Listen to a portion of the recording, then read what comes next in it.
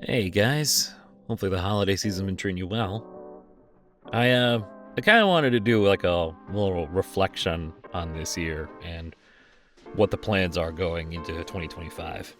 Because at the beginning of 2024, I moved into my own place finally. I was always kind of living with folks to help them with farm stuff, and now that they're not doing the farm stuff anymore, it was a little bit easier to just kind of push away from it.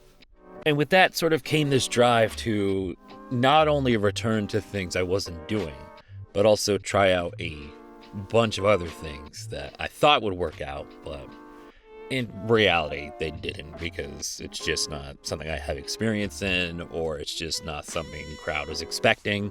And those are things I'll absolutely take the L on because, you just assume things would work.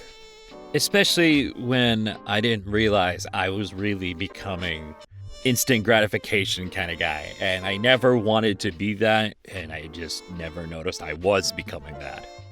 And 2025 is going to be a big year for me. I turned 35 in February of 2025. And that's a... Oh my god. And I know, like, in this day and age, like, that means nothing. Like, people say all the time, well, 35 is just the new 25, relax. It just feels weird doing all the stuff I wanted to do in my 20s. I'm now doing in my 30s. But, gotta learn to adapt, I guess. And I'm just having a hard time adapting to that. Because of that feeling, I think that's what stemmed to a lot of scatterbrained ideas that I was just kind of latching onto, hoping something would just take off. So, at the beginning of this month, I did the one thing I should have done a long time ago. Organizing my projects and deciding which ones are more priority than others. Even if it means letting go of certain things. Because I think every creative person agrees they wish they could do every single thing that happens inside their brain. And if you got the time and the resources to do that, that's great. I unfortunately may have the time, but I do not have the resources. So, this was all one big scattered statement. You talk about what to expect in 2025 from me. As you might have noticed this month, a lot of the social media post readings have jumped from being around like 3 to 4 minutes to around 6 to 9 minutes. It's sort of to embrace YouTube's whole future endeavors of, look, you either do the 1-minute videos or you do something longer than 8 minutes. Take your pick. And I'd rather be on the longer form of doing videos than the short ones. And as always, those will be top priority because that's what you all came here for. At least that's what the analytics and feedback tell me. The next thing, as people might have saw from something I teased, probably getting back into music just a little bit more.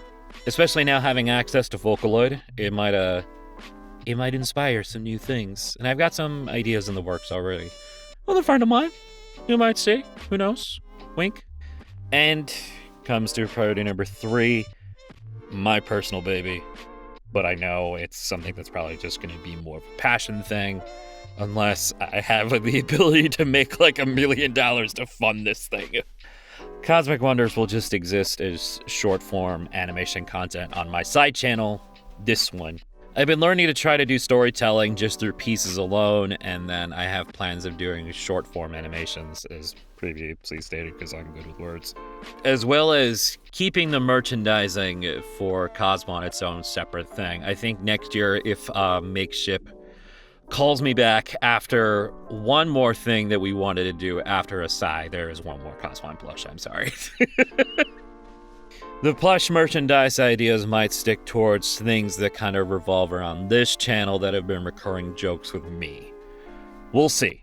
And the final thing that will probably show up, it's not too much of a priority because I don't know what I want to do with It's Weird making a persona for virtual content. I know there was that week I was doing the VTuber Bumboy. It didn't quite get the feedback I expected, and that's on me. I should have expected not only what YouTube analytically thought of it, but what most feedback was for that. It was distracting.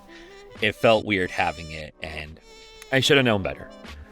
I didn't. I just got caught up in the idea of having a VTuber persona when, didn't really call for it.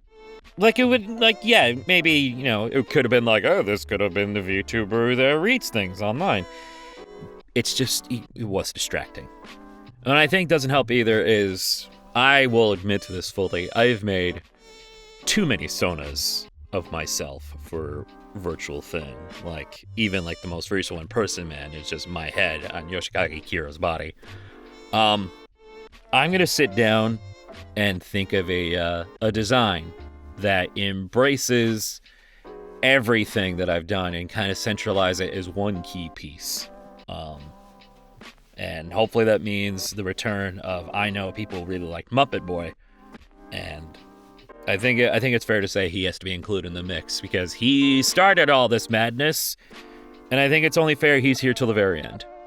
With that said, I definitely went into 2024 with a very chaotic mindset because I was in new territory. I had full control of my schedule and the things I wanted to do, but I didn't have the organization skills to do it. Now that I do, or at least I hope I do, 2025 will be a little bit more sensical. I'll be in a better headspace, and hopefully you guys will be there with me. This will be the last video of 2024, and I will see you guys next year. Dad jokes. Ha.